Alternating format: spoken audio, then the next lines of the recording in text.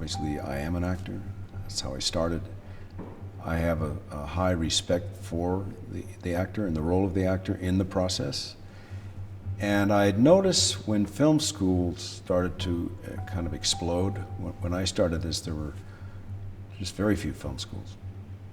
I noticed that there was a tendency of the filmmakers to want to get attached to the technology first, and how sometimes they would get so obsessed with the camera and how to shoot something, they would sort of bypass the actor. And I began to think that maybe they were a little bit afraid of the actor, and that the actor should be forcefully put into the process. When you set out to make a film that's coming like straight from your soul, it's scary. When we have our lab programs, it's kind of tough love, you know.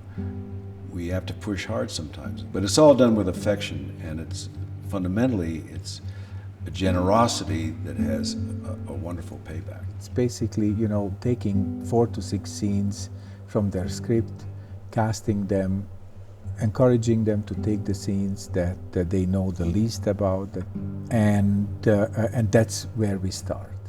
Started out in undergrad studying theater. I studied acting. I was interested in directing and maybe wanting to move into that. And so it took me a couple of years to build up the courage while I was studying and working on other shorter projects. This experience is really teaching me how to focus in on what kind of film I'm trying to make. I think one of the first things that we try to do is get them to understand that they have to take off the writer's hat and put on the director's hat, because they have to have the inner confidence about the actor and patience to give the actor time to discover the role. The actors have come down the first day kind of, you know, what's going to happen here, and the second day they come to dinner and they're saying, she's great, she's wonderful. What it happens usually is that an advisor is up there who knows a lot about directing the actor and is whispering in the fellow's ear, try saying this. Just such a learning experience, and in helping them get to what they needed and seeing where maybe I can help out as an actor and pull something out of them, you know, so that we can then both deliver. It's so nice to be in a place where there's no expectation, there's no result that needs to be had. It's just about the process of working with people and figuring things out together. And everyone's so encouraging of that mindset that it is just about creating something for the sake of creating something. I'm going to be working with a lot of kids. That's something that I'm exploring here at the lab, you know, like my little man. I'm making him become really mature. His lines are complete paragraphs of politics or economy, you know. So then, but I think that the trick is having him deliver those lines, but also kind of like reacting to what people respond like a kid.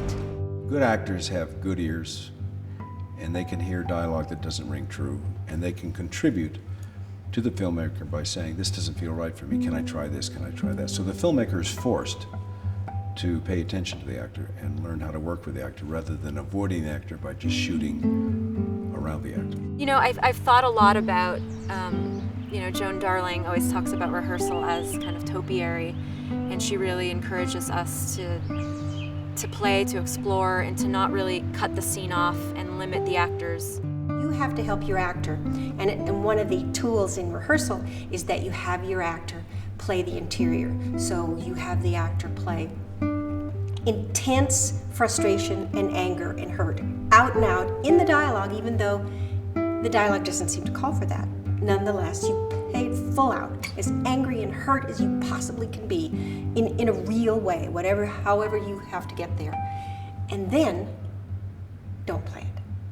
Then you put on top of that will still be simmering, not put the sarcastic behavior, because you cannot pretend to be feeling something you're hiding. Because really, ultimately, what you're doing as a filmmaker is trying to have the camera pointed at the actor when he or she is finding something scintillating right there in the moment. I had the chance to have Tim Blake Nelson on set with me. You know, he works both in front and behind the camera, and I thought that he would offer me, you know, a lot of new tips and tricks, and he did. But the most important message that he wanted to get to me was to trust my instincts, and I keep hearing it over and over and over again from every advisor here.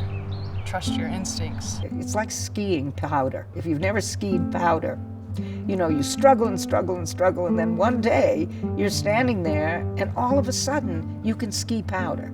And that's what happens to a lot of the directors here, is they struggle and struggle and struggle, and then all of a sudden they find a combination of their own instincts of how to talk to an actor and all the information that they've been fed about talking to an actor.